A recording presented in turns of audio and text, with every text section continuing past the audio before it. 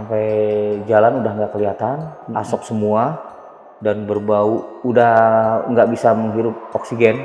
Dan itu dari 9 temannya yang tewas itu, ternyata istri saya pun menjadi korban pada waktu itu. Tahu nggak berapa? Arwahnya gentayangan. Tolong carikan lagi potongan tubuh saya. Tubuhnya gosong, hangus, dan isi dalaman organ tubuhnya itu separuh hangus, separuh belum. Jadi masih ada basah-basahnya. Kelihatan gitu ya? Iya, hatinya, jantungnya, ususnya semua. Dia lari, alhasil katanya pas setelah jenazahnya diketemukan ada di kamar mandi. Hah?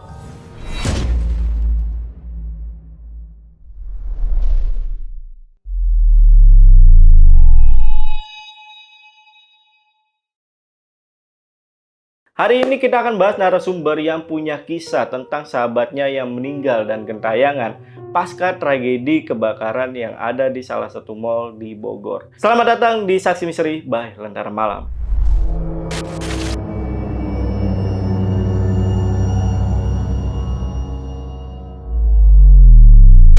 Yaudah guys, kita sapa dulu aja narasumbernya. Di sini udah ada Bang Denis. Bang Denis, apa kabar Bang? Kabar baik. Baik ya Bang ya. Alhamdulillah. Oke. Katanya istri juga hampir jadi korban Betul. dalam kebakaran ini ya? Iya, betul. Istri saya itu udah hampir jadi korban dari kejadian kebakaran itu. Tapi alhamdulillahnya dia masih bisa selamat, masih bisa menikmati hidup sampai sekarang. Dan itu dari 9 temannya yang tewas itu, termasuk istri saya di situ dan istri saya yang selamat pada waktu itu. Oh, jadi 9 orang total korban yang tidak selamat dalam kejadian itu. Itu salah satunya ada teman juga Bang Denny? Ada yang jadi korban tewas itu, ada salah satu teman akrab saya namanya Eli. Dia termasuk korban yang tewas juga di situ. Oke. Tahan dulu Bang ceritanya. Ya udah, buat teman-teman yang penasaran sama cerita lengkap dari Bang Denis, tonton video sampai habis dan tanpa basa-basi lagi. Saksi Misteri, kita mulai.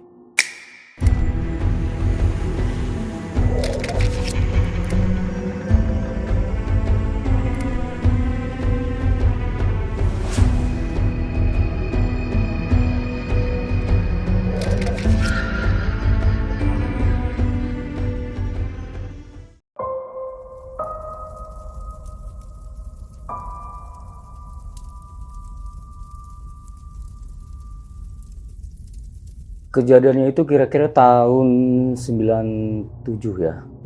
Yang mana waktu itu di salah satu pusat perbelanjaan di kawasan Kota Bogor itu memang pada kejadian itu sebelum terjadi insiden kebakaran yang banyak merenggut korban jiwa, itu memang saya sempat juga bekerja di situ.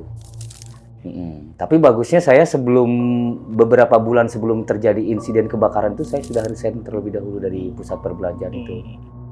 Nah, kalau tidak salah 2 bulan berikutnya itu barulah terjadi kebakaran hebat, hangus terbakar semua dari karyawan-karyawan itu, dan itu dimulai memang dari di dalam toko ya. Nah, memang biasanya di toko kita itu kalau misalkan ada periode tertentu untuk diadakan stock of name setiap per 3 bulan kalau tidak salah. Nah, kalau stock of name itu kan mereka semua karyawan itu dikerahkan untuk datang lebih awal. Ini awal mula kejadian kronologisnya ya.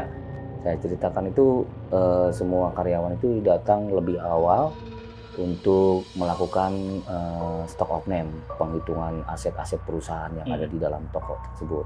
Jadi biasanya toko itu buka jam 8. Nah, itu karyawan itu diharuskan datang lebih awal, yaitu sekitar jam 4:30 sudah ada di lokasi di toko. Nah, dari kejadian tersebut itu ketika insiden itu terjadi diawali dengan satu kegiatan, mereka sedang melakukan stock of name, karyawan-karyawan yang ada di dalam toko itu tiba-tiba ada insiden yang bersumber dari aliran listrik, jadi arus balik gitu ya. Nah, itu sumber apinya itu menyala percikan. Kebetulan jatuhnya itu di aliran listrik yang ada di counter mebel. Jadi barang-barang yang mudah terbakar. Nah, dari percikan api itu jatuh ke busa mebel yang ada di counter. Kalau di toko itu kan biasanya ada bagian-bagian counter furniture, counter alat-alat elektronik gitu kan. Nah, itu jatuhnya ke situ percikan apinya sampai membesar. Dan itu belum terjadi reaksi apa-apa pada waktu itu, masih ada kabar-kabar sedikit aja gitu. Ada anu gitu. Belum ada sampai sefatal itu gitu. Ternyata dari pihak keamanan sendiri pun dia tidak bisa mengantisipasi keadaan tersebut. Sampai semuanya menjadi panik dan tidak terkendali. Semua karyawan yang ada di situ tuh akhirnya buyar semua. Pada berlarian kemana-mana, nggak tentu arahnya kemana, dia mau cari jalan keluar kemana kan, dalam keadaan panik itu akal sehatnya udah mulai kabur gitu, karena emosi dia ingin melarikan diri bagaimana caranya dia bisa keluar lewat pintu darurat atau pintu utama. Nah, setelah kejadian itu alhasil tiba-tiba lampunya padam total, mati semua, tidak ada cahaya sedikit pun di dalam toko itu karena rapat semua sama pembatas yang terbuat dari seng gitu kan, karena memang toko kita itu di bawahnya pasar, di atasnya baru dibikin pusat perbelanjaan itu. Jadi semua pinggirannya itu ditutup sama seng-seng gitu, nggak kelihatan cahaya sedikit pun. Sehingga di dalam toko itu gelap gulita. Nah, setelah kejadian itu pihak security pun tidak bisa berbuat apa-apa. Mereka juga sama-sama untuk menyelamatkan diri masing-masing. Padahal semua pada teriak, dan akhirnya semua karyawan itu mencari jalan keluar masing-masing dengan cara sebisa-bisanya dia, dengan cara bergandengan tangan satu sama lain. Ada yang memandunya untuk keluar gitu. Alhasil ada sebagian orang yang bisa lolos dari kejadian itu. Tapi yang disesalkan itu semakin lama itu asap bercampur api, asap segala macam itu semakin banyak, semakin tidak bisa dikendalikan. Semakin tidak terkendali, dan pihak security pun sudah tidak bisa berbuat banyak karena dia untuk membuka kunci satu demi satu pun dia udah tidak bisa konsentrasi. Karena kalau rolling door itu kan banyak pintu-pintu untuk dibuka, itu kuncinya tuh lebih dari 5, lebih dari bahkan ada 10 kunci untuk dibuka, itu udah nggak fokus ke situ. Yang difokuskan mereka itu bagaimana caranya bisa menyelamatkan diri lewat celah apapun, lewat pintu apapun dia bisa keluar. Nah, ternyata sebagian karyawan itu ada yang bisa meloloskan diri, dan sebagian lagi mereka entah di dalam seperti apa, karena situasinya api semakin membesar dan semakin muncul keluar. Dan semakin terlihat di luar sana, semakin melihat ada kobaran api, asap hitam yang membumbung di sekitaran titiknya itu di kawasan pusat belanja itu. Nah, itu mendengar cerita seperti itu, akhirnya saya bersama teman saya yang sama-sama mantan karyawan di situ berkabar dan memberitahu si X namanya, itu kasih tahu, katanya, "Den, ini toko ini bakaran." "Yang mana?" "Yang cabang ini, R sekian," katanya. Kebetulan saya hafal semua yang di rolling dari RA ini ke RB ini, saya hafal orang-orangnya ada di situ. Waduh, ada teman-teman saya di situ. Langsunglah saya bergegas ke rumah, datang langsung pakai sepeda motor melihat lokasi kejadian.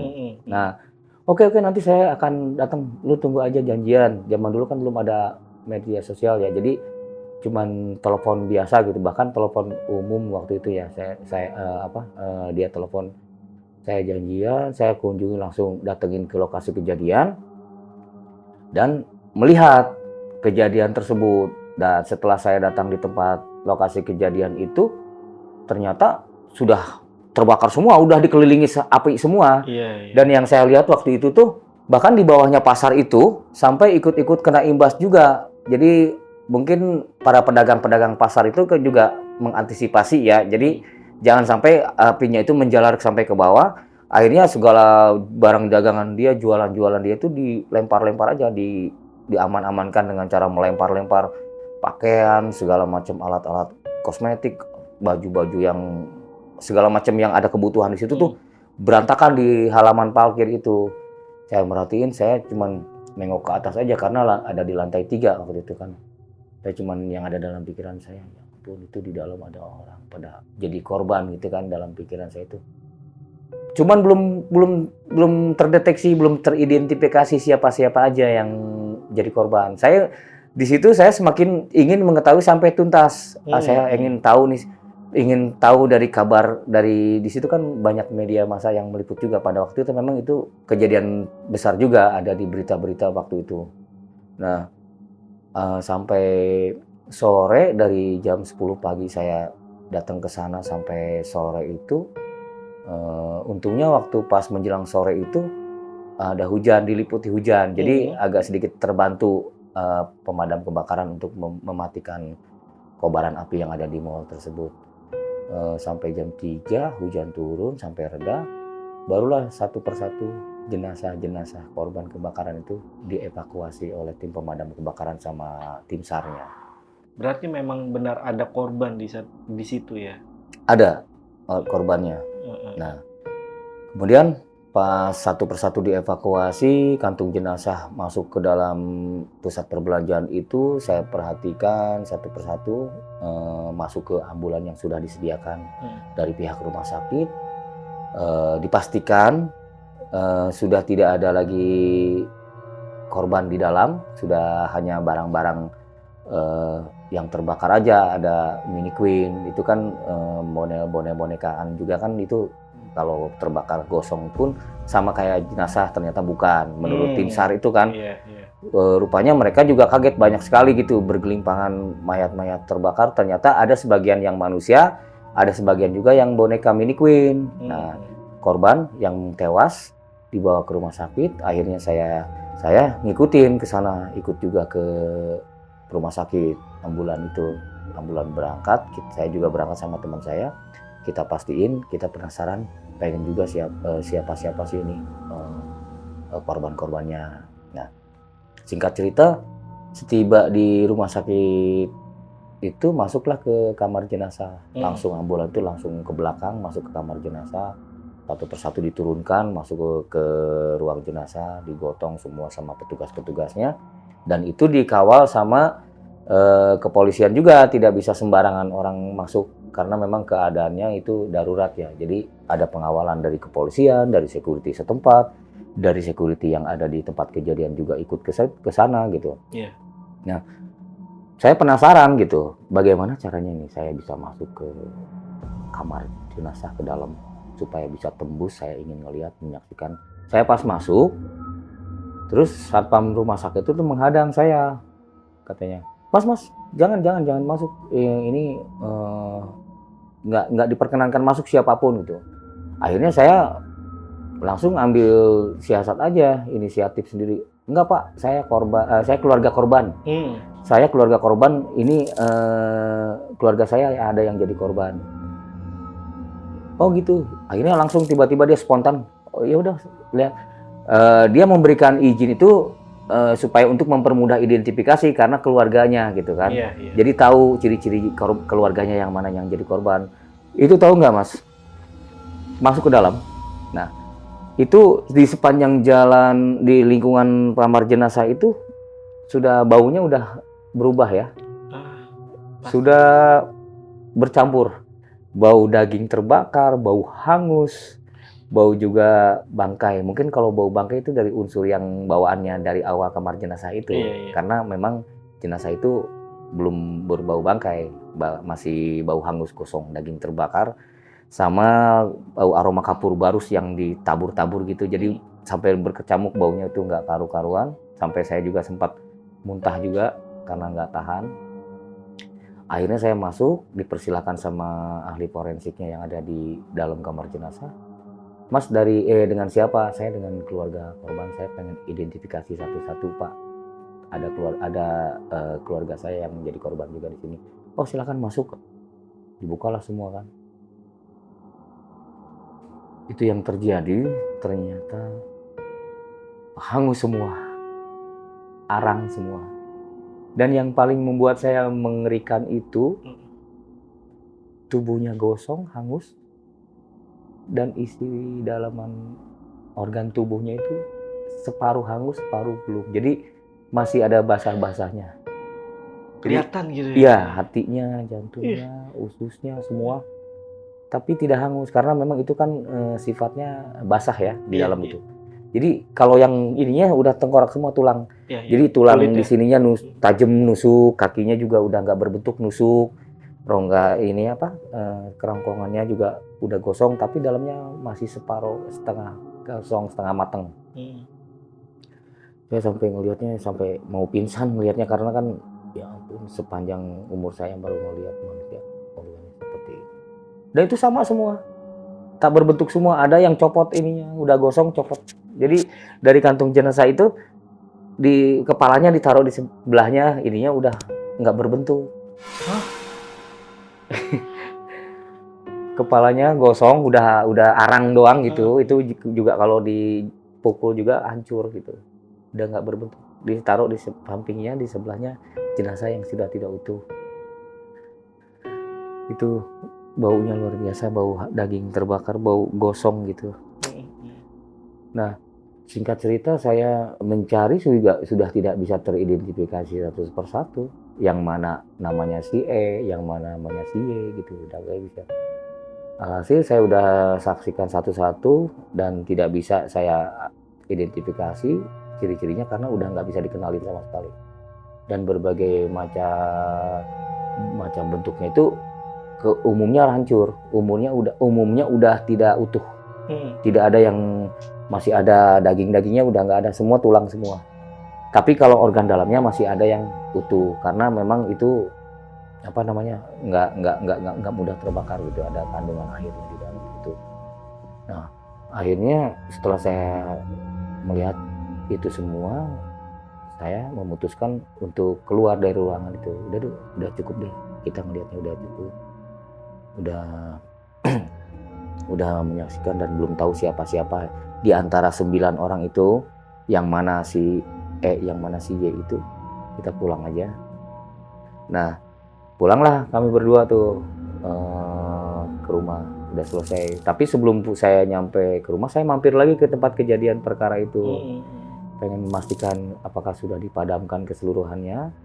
Dan ternyata pas datang ke sana sekitar jam 6 ya, menjelang maghrib, itu sudah beres, udah padam apinya, sudah bisa dikendalikan dan suasananya pun itu udah mulai agak sepi. Tapi masih pakai garis polisi, dan ada dalam pengawasan. Nah udah kami berdua pulang masing-masing. Akhirnya kita rencana lagi besok kita cari informasi siapa aja yang teman-teman kita yang jadi korban.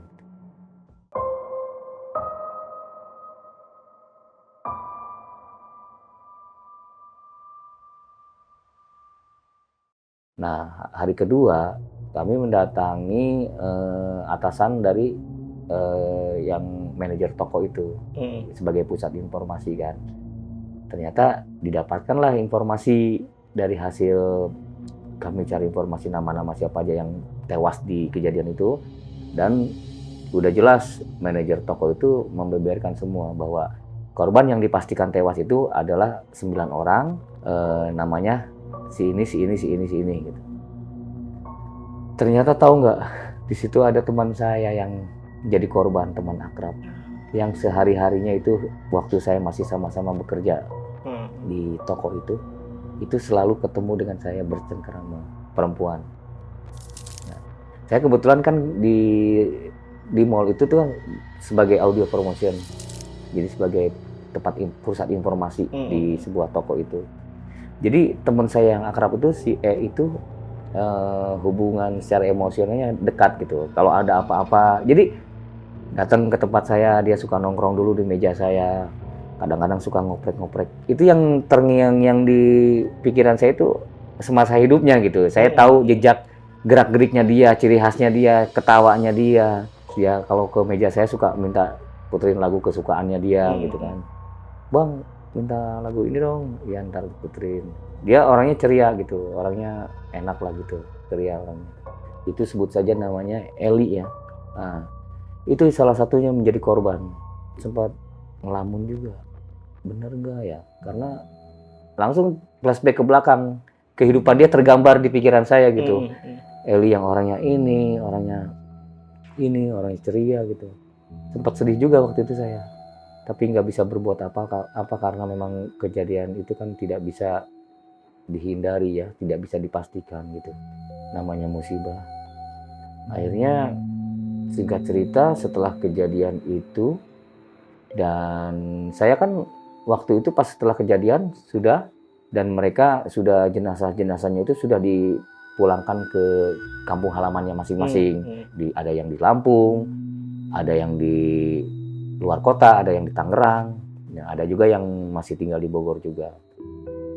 Itu setelah kejadian itu, saya waktu itu posisi saya sudah resign dari situ dan saya pindah mencoba kerja di salah satu radio lokal yang ada di Bogor. Penyiar. Karena memang basically dari situ saya keluar setelah 1 bulan saya nyari kerjaan, ternyata saya dapat kerjaan di salah satu radio yang ada di Bogor, radio lokal, dan saya bergabung di situ. Tapi dari perjalanan itu setelah 2 minggu itu semua situasi pasar itu mencekam.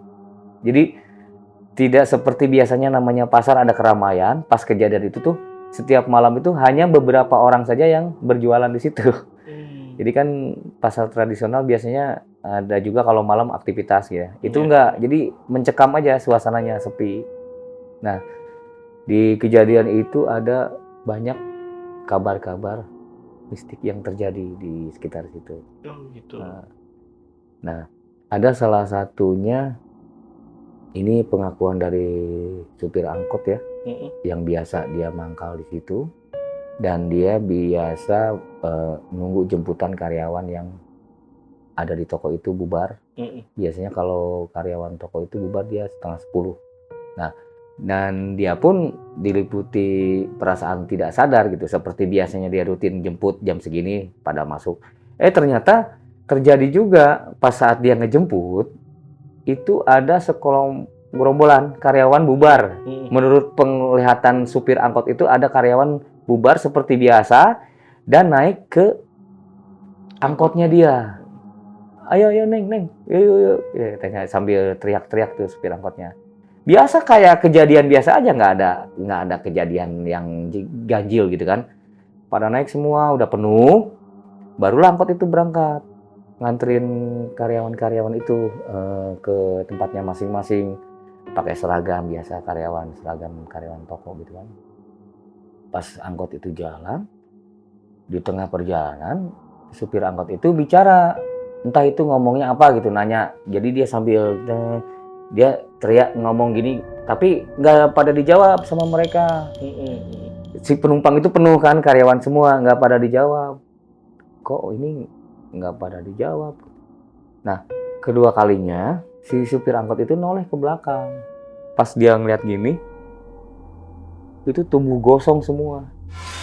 Penumpang yang ada di situ hangus. Jadi bajunya seragam tapi badannya hangus, jadi hitam semua. Matanya gitu pada bolong semua. Tapi ini bajunya utuh. Supir angkot pas ngeliat langsung dibanting itu setirnya, ditinggalin itu angkotnya. Itu yang kejadian setelah kejadian 2 minggu dari kebakaran itu. Oh, sempat ditinggalin tuh anggotanya? Ditinggalin dengan spontanitas dia pas ngelihat pada gosong semua karyawan. Hari berikutnya juga dari pedagang sayur juga dia banyak sekali kejadian-kejadian pas setelah kejadian kebakaran tuh. Kalau pedagang sayur dia menceritakan setelah kejadian itu di sekitar lingkungan lapaknya dia jualan, itu juga sama bentuknya rombongan. Ada rombongannya 9 orang juga, sesuai dengan korban yang meninggal itu. Jadi kayak pulang kerja gitu bareng-bareng dia rame-rame. Tapi 9 orang. Ada suara-suara rame ya, suara-suara perempuan pada ketawa-ketawa gitu. Nah, tukang sayur itu ngelihat yang di pasar. Oh, itu ada karyawan baru pulang kerja katanya. Tapi pas dilihat lagi udah nggak ada. Nah, seling dari pas penglihatan si tukang sayur itu udah nggak ada, nggak lama kemudian bau busuk tercium di sekitar itu. Bau busuk dan bau anyir. Anjir. Yang jualan sayur itu mencium ini bau busuk sama bau anyir. Nah itu pada kejadian itu yang jualan sayur, yang tukang beca, supir angkot tuh seolah-olah yang suka biasa mangkal di situ tuh mereka kayak dihilangkan kesadarannya, jadi kayak tidak terjadi apa-apa, seolah-olah tidak pernah terjadi insiden kebakaran yang menewaskan banyak korban jiwa. Cuman mereka itu satu persatu ada yang ditampakkan gitu, yang supir angkot tadi, supir sayur tadi gitu. Nah ini setelah kejadian yang di lapangan tadi, yang di pusat belanja itu, saya juga akhirnya cerita-cerita juga. Nah ini kan waktu berlalu nih, jeda 1 bulan berikutnya itu akhirnya saya ketemu sama istri saya. Ternyata istri saya itu kan udah menikah nih, udah berkeluarga. Saya tuh udah berkeluarga. Jadi ternyata dia ketika saya ulas lagi kasus kejadian tragedi itu, ternyata istri saya pun menjadi korban pada waktu itu.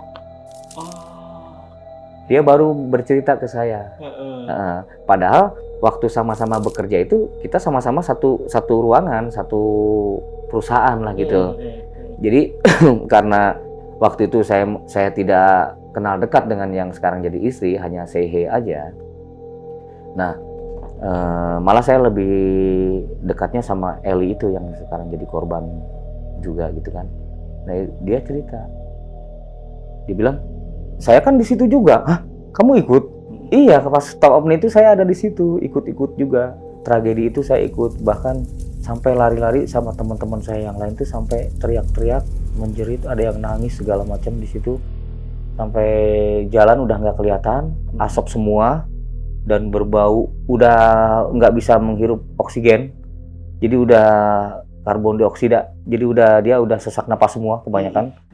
Dan ketika dia lari mau menyelamatkan diri bersama teman-temannya saling gandengan tangan gitu, dan ada yang panik dan terlepas, ada yang terlepas dari tangan genggaman yang lain gitu.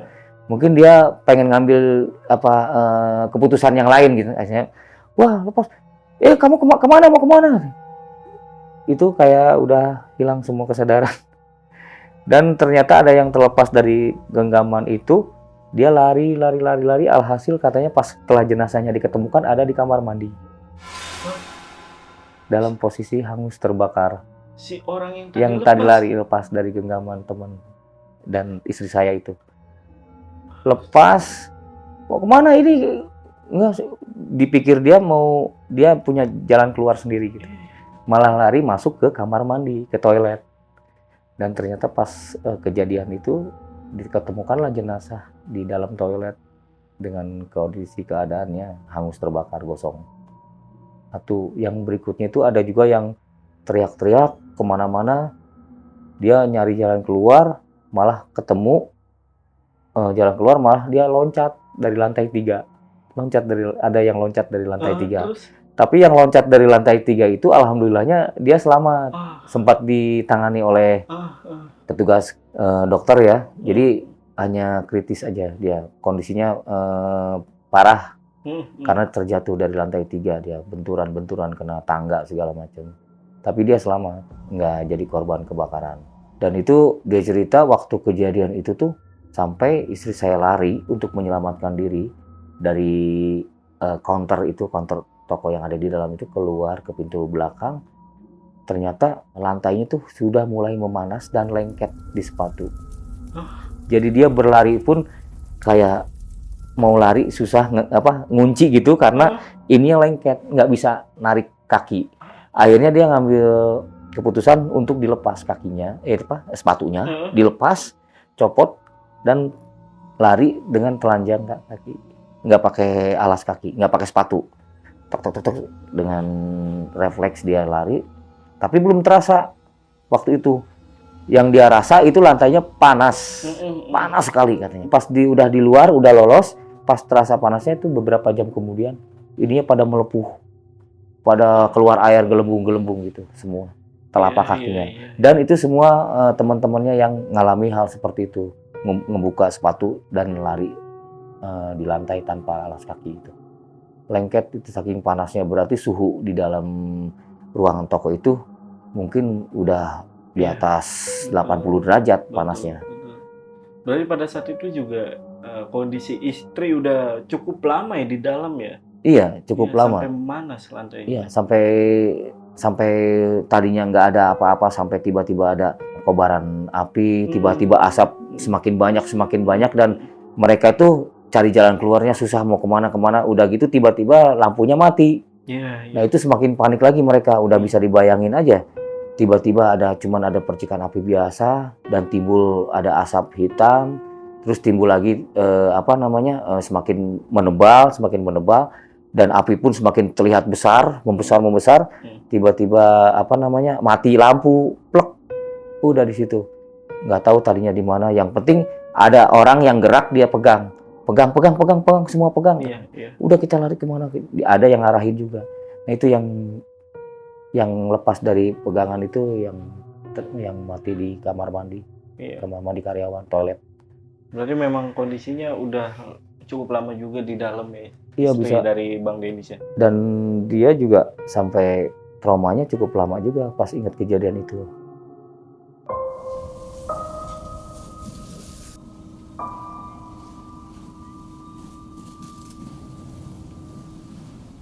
Dan ternyata dia semua dia kenal sama yang korban itu. Dia bilang, oh kamu kenal dong sama Eli? Ya iya, itu kan rekan sekerja saya. Eli meninggal juga, iya. Tapi dia kenal sama yang lain-lainnya, kalau saya enggak. Iya, iya. Dia kenal sama yang lain-lainnya. Nah, dia lanjut bercerita juga si istri saya ke saya. Tahu nggak? Kenapa? Arwahnya gentayangan. Ada 3 dia ceritain yang gentayangan arwahnya kemana-mana gitu. Kan ada temennya namanya siapa ya, Indra kalau nggak salah ya. Namanya Indra. Indra itu sebagai adik yang menjadi korban, kakaknya yang menjadi korban, yang korban tewas. Dia punya adik namanya Indra. Oke. Nah si Indra itu kedatangan sama kakaknya, si Disa. Indra itu kedatangan kakaknya namanya Disa. Itu sebut saja Disa ya. Dan itu merasuk arwahnya ke Indra, kesurupan. Jadi si Indra itu sering kali kesurupan kedatangan arwah Disa itu. Dan dibilang katanya panas dalam kesurupannya itu, dia selalu teriak-teriak panas gitu.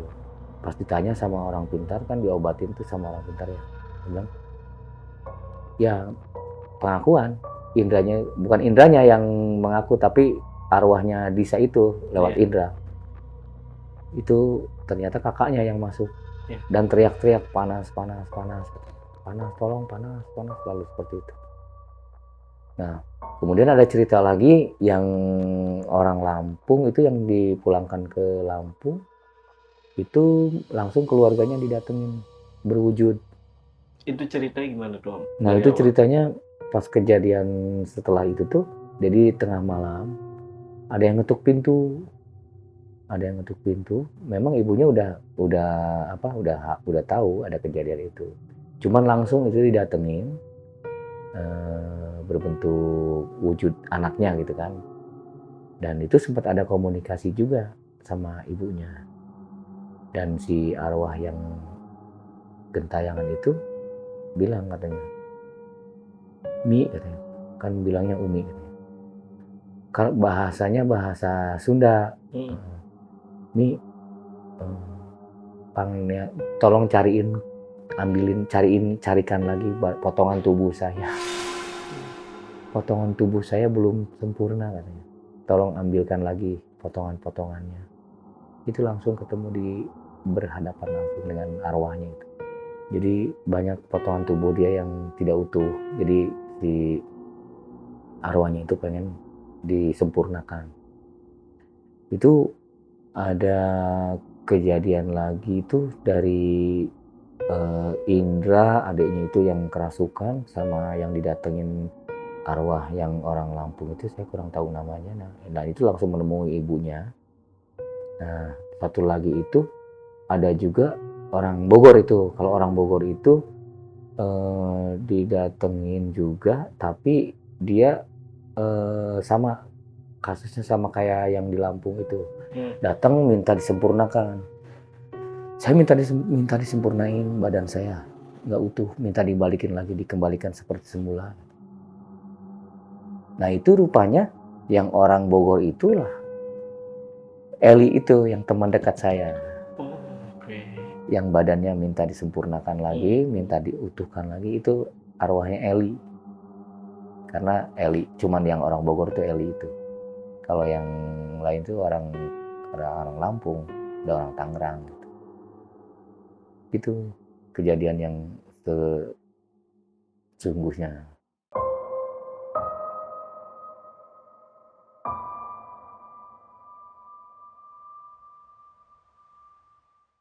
Ini mallnya masih buka nggak, Kang? Mallnya udah nggak ada, udah beberapa kali direnovasi. Nah setelah kejadian kebakaran itu langsung kan ditutup, nggak difungsikan lagi. Kalau pasar tradisionalnya masih difungsikan, kalau mallnya udah ditutup.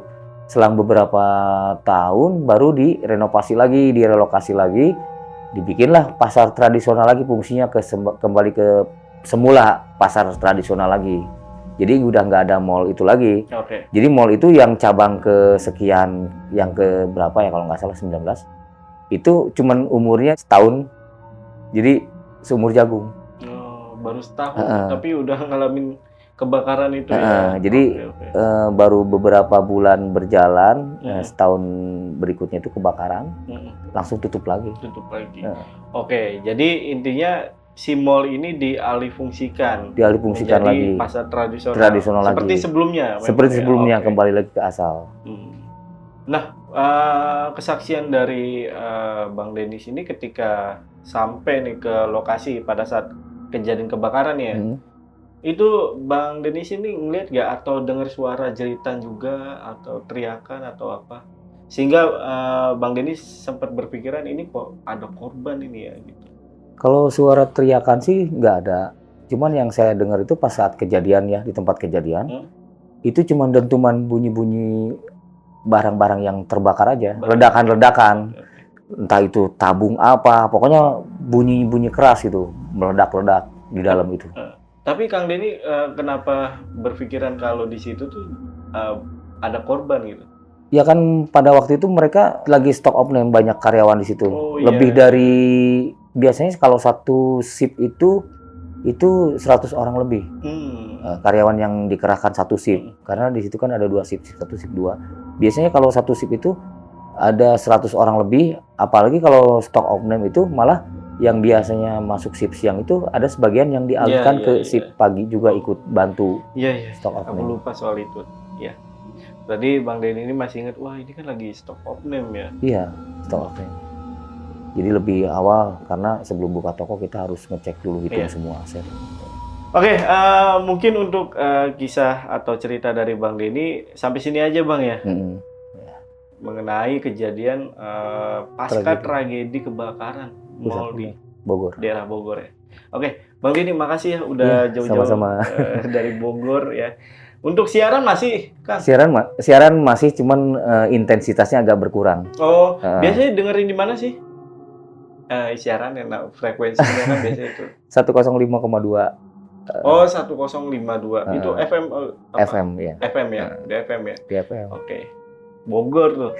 Ya kan? Bogor sih, tapi radio lokal lah. Radio lokal. Bukan radio-radio besar kayak yang sekarang. Iya. Oke, ya udah mungkin gua Jamal dari Lentera Malam dan Denis Aditya. Bang Denny izin pamit. Ya. Bye.